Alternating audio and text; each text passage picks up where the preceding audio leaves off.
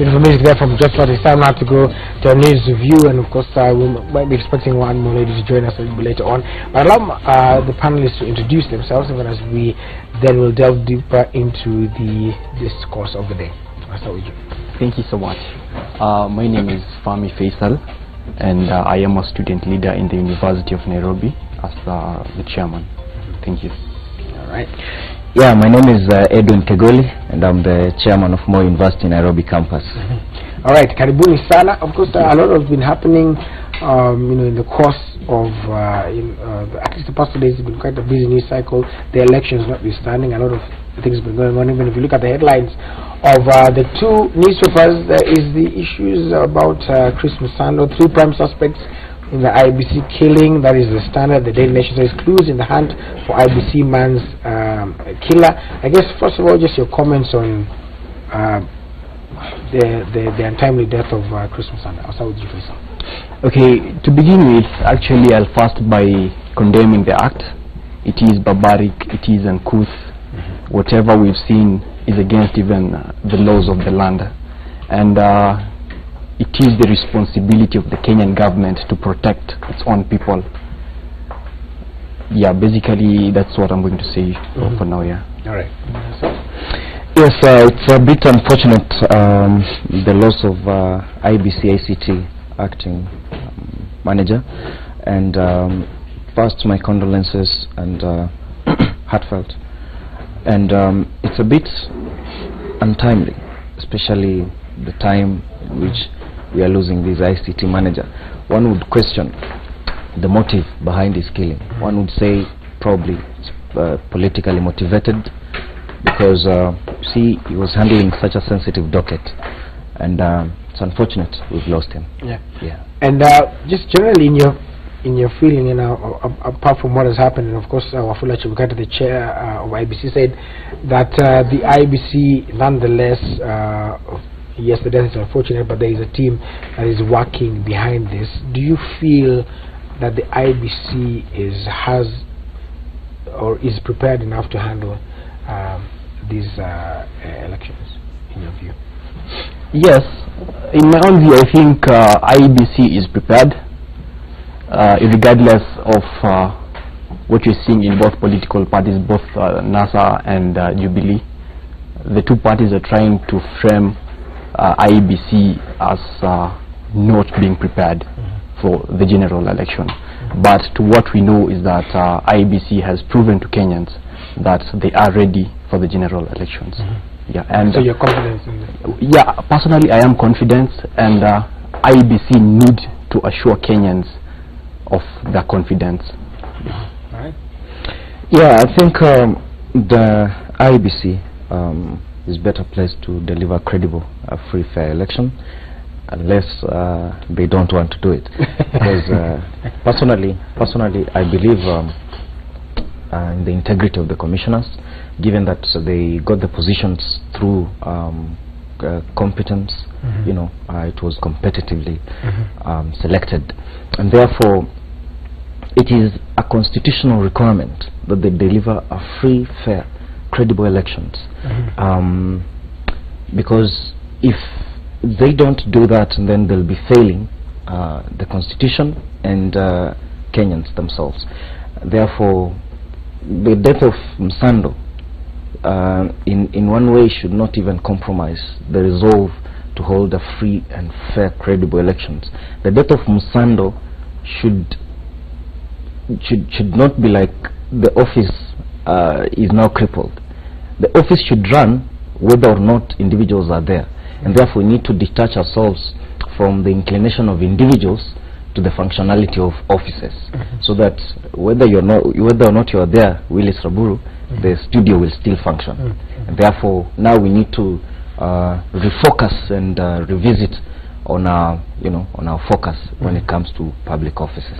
Yes. All right, now away from the IBC, and of course, like you rightly put it, there's been a lot of exchange in the political arena, and both we've seen both NASA and Jubilee heavily campaigning. Of course, the opinion polls came out yesterday, which is the last opinion polls as per the laws, the electoral laws, And of course, there are so many views about that. Definitely today there will be views about that as well. But before we go into that, just the two parties themselves, as the youth, of course, the biggest challenge facing the youth right now, according to statistics, is unemployment. So I guess that's how you face it. Do you feel that on both sides, has the government done enough, and even has the opposition done enough? And even if you look at what they're promising in the manifesto, is it enough to guarantee that the youth in the next, cycle are going to get some meaningful and gainful employment? Okay, when it comes to employment, I think in the year 2013, Jubilee promised us enough employment, especially to the youth of Kenya. But to date, we've been having unemployment as a big challenge, and for the period of more than 4 years right now, under the Jubilee administration, we've seen this problem has really persisted. And there's a saying which says, we have so many mistakes, but the moment you repeat the first mistakes, it shows how stupid you as an individual you are. So if Jubilee has failed to provide Kenyans with employment, why not NASA? We just had the manifestos coming out the other day, and NASA had a better option to solve unemployment compared to even Jubilee. Yeah. And so you think they're the better place in your view? Yes. Right. What about you? My opinion is this: like for the Jubilee government, they have had 4.5 years to show us their worth. They have had instruments of power in their disposal. For me, I don't look at what they're promising. I look at what they have done for the past 4.5 years. And unemployment is still a serious issue in this nation, and many young people now are unemployed. Every single year we release graduates into the job market, well prepared and well versed. But if you look at the kind of job market we are releasing students into, or graduates into, it's kind of limited. The opportunities are limited. There isn't enough to accommodate the high number of students. Safe to say, like infrastructure development that would provide an alternative source of employment, because we do not expect as young people the government to solve all our problems, but what we expect is the government to do that which you cannot do by ourselves. Lessen the bureaucracies, like in starting a business, make sure that the economy works for everyone, so that it doesn't favor those at the top and cripples those at the lower side. We want an economy that factors in, the concerns of the common mwananchi, because the common mwananchi is the one who has the vote. We are the people who decide, and therefore I believe there is still some more questions, especially on the development agenda of the government in the last 4.5 years. And as a Kenyan who loves this nation so much, I think we are still a step to the to the promised land, and probably the government needs to invest more so that we have multinationals coming to set up here and not to leave, because when they come, that means there's going to be an expansion in employment opportunities. Many people are going to to have a salary at the end of the month. Many people are going to like be able to pay taxes so that we can get services from the government, because if we don't pay taxes, it might be difficult for government to deliver on its even agenda. Therefore, but this is brought about by a number of issues. Really quickly, one, corruption, or embezzlement of public funds, misappropriation, because funds that are supposed to develop and ensure economic viability, end up in wrong pockets, people's private pockets. Funds that are supposed to empower young people, women, they go into private pockets to develop people's private businesses. But if we have a robust system of dealing and completely crippling corruption, and then this nation will advance, and this nation will grow. But there's also a question about, the youth also, even as we talk about that, have a sense of sort of entitlement where you're owed, you feel like we are owed this. So the question is, and to both of you actually, even as we wait for the third panelist as well, is that so the government has, to its credit, done a few things. Like you talked about ease of doing business. Yes. Nowadays you can register business online, for example. There are Huduma centers. So is it about creating the right environment, or is it about direct cash to the workforce, or giving you an opportunity to make that money? Okay, Kenya is known of corruption. This is so sad. We've been the best country in the Eastern Central Africa when it comes to corruption and even peace in the recent years. But right now we're facing a big problem of corruption, and therefore when it comes to business, especially the small enterprises, they are unable to grow. Reason being, we have individuals, or we can call them cartel, in most of these big cities we're living in, for example Nairobi, Mombasa, Kisumu. These people are the ones controlling our economy. These people are the ones controlling how we're going to do business as a community. Yeah, and therefore I think the government has done well when it comes to providing a good environment. The government is trying to go digital. When you want anything right now, you just go online, you'll find it there. But in as much as the government is trying so hard on that, we also have other challenges that are facing Kenyans, and one of them is corruption. Today, if you want something maybe from any big officers in Kenya, maybe I'll have to see you privately in a hotel in town. We talk something before coming into your office. Yeah. All right. So corruption is a major challenge. Impediment. Yeah, I think if loans are made very much available for the young people, and the procedure of like registering a business enterprise is much lesser than being stringent, I believe there is enough capacity for young people, or there will be enough capacity to really actualize their dreams and aspirations. And we even do not expect the government to give us hard cash. What we expect is to create an environment where I can easily walk to a bank, get a loan, finance, have my asset financed, so that young people, can chart their own path, and rather than sitting there and waiting for some people to do the work for them. It's like what now needs to define young people more is what we can do by ourselves than what others can do for us. Because if we have the mentality of having the ability to chart our way forward, and negotiate our way to, to positions of leadership by our own means, that means we are going to be independent in thought and action, because we will not be inclined to those people who have propelled us into power. And therefore this will create a sense of independence in young people, and the government will always do for us what we cannot do by ourselves. Make sure that the interest rates are well regulated, loans are available to young people, grants even so.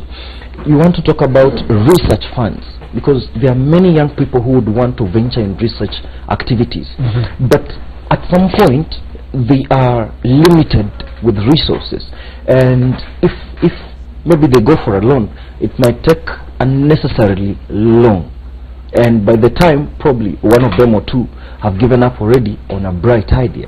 And what now needs to happen is, we want it to be tragic not to implement a business idea, rather than being tragic implementing a business idea, so that when you don't implement a business idea, it becomes tragic. When you implement it, and then it becomes a help to many people. Yes. I want to introduce one of our panelists who's just joined us. I'll allow you to introduce yourself, and then I'll ask you to comment on what we'll be talking about. Yes. Thank you so much, Willis, for having us here. I am Angel Mburwa. I'm the outgoing Vice President, University of Nairobi. And as a country, as we're getting ready for the elections, I feel we need to be more stable and support the independent commission in the coming elections. Yes. Now, we're also just talking about, the fact of the youth sort of having entitlement, and whether it is about creating the right environment, because we hear the youth complain. One of the biggest problems, we cannot lie that it is actually unemployment, but has enough been done both by the government and probably even in opposition in laying out what needs to be done to address some of the core problems that are affecting the youth? Yes, what I know that we are doing very wrongly as Kenyans is that we are not taking charge. We know very well we have good leaders, but we are not electing them. We are not getting them. We are not putting them into office. We are looking at our selfish interests, and then after 5 years we cry we don't have employment, we can't get access to quality education, and the real problem is with us Kenyans, because out there I've gotten the opportunity to go and see the world in a bigger perspective, and I'm so embarrassed about here at home, and I'm not so embarrassed again because I know I'm here for a purpose. So I feel as young people, yes, unemployment is an issue. There are so many opportunities in Kenya. There are so many untapped resources. So that is what we need to have the government support in doing, so that we can have a boom. I've not been in a year where Kenya is in a boom. We're always in a recession. There is no employment. There is no this. There is no that. So we need to tap into the resources that we have. We need to get out of our comfort zones, and we need to elect good leaders. And we know the good leaders. So we need to support them. All right. Of course, just a few days to the elections, and a lot is being said in these rallies.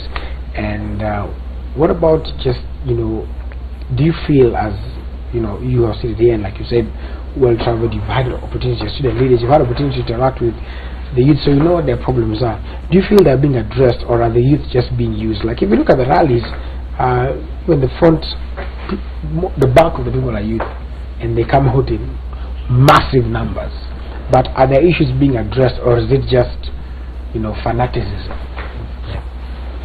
I guess we'll start with Faisal again when I come back. Okay, thank you so much again with this. You see, as Kenya, our population is being determined by the youth. The youths are so many in Kenya that we have the numbers to determine even who's going to be the next president. That's for a fact. And I think, number one, youths are being misused. Both parties, or the sitting government or after the next coming government, will not be in a position to satisfy the needs of the youth. Number one, youths need employment. Since independence, we've been having that problem of unemployment. It is a problem that was there with us and is still here with us. We're not sure if we're going to really deal with it. So number one is unemployment. Youths are being misused in today's politics. As you said, the whole background is our youths generally.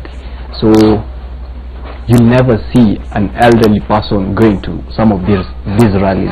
It's always about youths. And that is why even most of the politicians are targeting us as the youths. Yeah. I think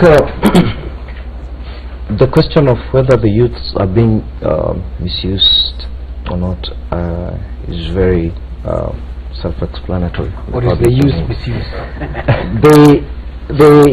These young people are being misused because they have not been empowered enough, and as my colleague said, yes, we are like to some extent to blame for the difficulties we are going through, because many a times we sit there and wait for people to come and help us. We don't take charge of our destinies. But if we resolve to take control of our future, if we resolve to take control of the direction this country needs to go, and then this problem of unemployment and youths not getting enough opportunities will not be there. Because when you call a rally in the middle of a week, within working hours, and that rally is flocked, what question comes to your mind? It is unemployment. Because if they had something meaningful to do, then they wouldn't abandon their businesses to come and attend the rally. But because many of the young people are rendered unemployed, do not have something constructive to do, they feel if I go to that rally, I'll get perhaps 200 or 500 shillings that will at least serve my day for my daily need, and that's why we are still stuck in the nation of politics running our economy, rather than economy determining what happens in politics. And the danger of having politics run an economy is that the issue of cartels will always arise, because many politicians would like to collude with cartels so that they can get money irregularly and amass, so that they can go and bribe people out there and use young people to, you know, cause violence and all that. But if the economy determined what happens in this nation, then things could be very different, fundamentally different. And now we need now to refocus and say politics has dealt us a very big blow, and now we need to focus and give strength and effort to our economy, so that the economy will grow. And now when we have pieces of legislation enough to sustain the growth of our economy, it will be much better. Yes. Yes, Willis, you know, the youth of this country are desperate, and I don't see any reason why I should not go to a rally and I don't have money to go to the mess and get something for myself to eat. And I will not discourage the youth from attending those rallies. There is where they get to weigh between who is who. And we always get the crowd, the audience is always the same for each party and each rally that takes place. Yeah, because the youth are not after really listening to what these leaders have to bring to the table, but they are now after what they are getting out of it. And now it is also becoming difficult for leaders to serve people once they are in office, because they spend so much in satisfying the people who come to support them. So the youth should categorize out their leaders very well. They should attend those rallies. But now when it comes to the 8th, I think that is the most crucial day that we have. That is the day that we have to express ourselves in terms of what we want to have in the future. So it is very simple. We are having bad leaders. And we know the good ones, and we know who they are. We can tell very well. So it's not rocket science that someone is corrupt, their track record, this and that. So the youth need to be more aggressive this time, and they need to come out and vote as well, because we have good people who are ready to serve us. We have like our ICT guy who passed on. May his soul rest in peace. He's a man of integrity. He had a good past, and such people existing in our society at this time is something that shows that there are those who are there in leadership, but we are not recognizing them and we are not supporting them. Some will make the argument, and even as you bring up the 8th, which is the day people are supposed to go out and vote, in the build-up during the registration exercise, there was a lot of voter apathy, where the youth was saying, you know, there's no reason to go out and vote. And you've repeated, you know, that there are some good leaders, but then let me flip the argument that, you know, there are still the people who are on the ballot this year are the same people who were on the ballot 5 years ago. It's just somebody said once here that it is just the same deck of cards, it's just being shuffled. So, you know, what would you say to that person who, forget the person who doesn't have, but the person who may be what the pollsters call the undecided? They don't know whether they're going to even show up to vote. What would you say to that person? And I'm sure some of them are still the youth. Although Faisal also says ni wazee wataki kuja kwa rally. So what would you say to them? And at this time I'll start with you. Yeah, the youth are coming out in various positions to run for office, and they are coming out in MCAs, MPs, and women reps. And here is where we have the role to play. The top positions may be taken by the Kenyatas and the Odingas dynasties and all those big names, big families. And that is where we have a role to play. We need to elect young and fresh leaders, people we have confidence in, and that is where we are going to propel them to higher levels. Because we cannot sit back and say this is the same deck, this is that. We cannot sit back and complain. We came from a Mlolongo system, and now we have an independent commission running our election. It means that those who are then there, they even went and voted that Mlolongo system. I can't imagine. I just read it in books.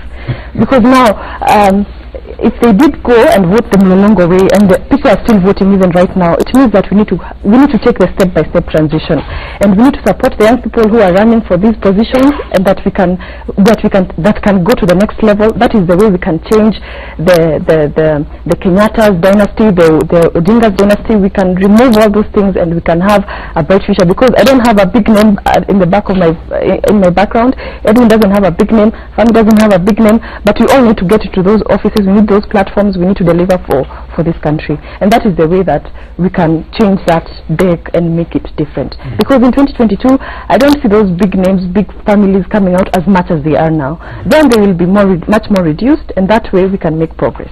Yes. Yes, I think I agree with my colleague Angel.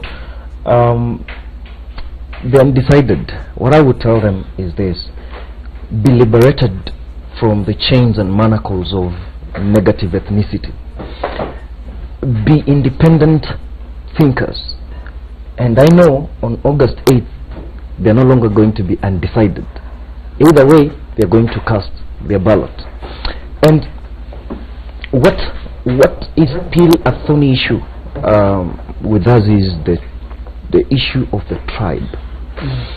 If we are able to see ourselves as Kenyans, when I see you, I don't factor in where you come from as a matter of priority.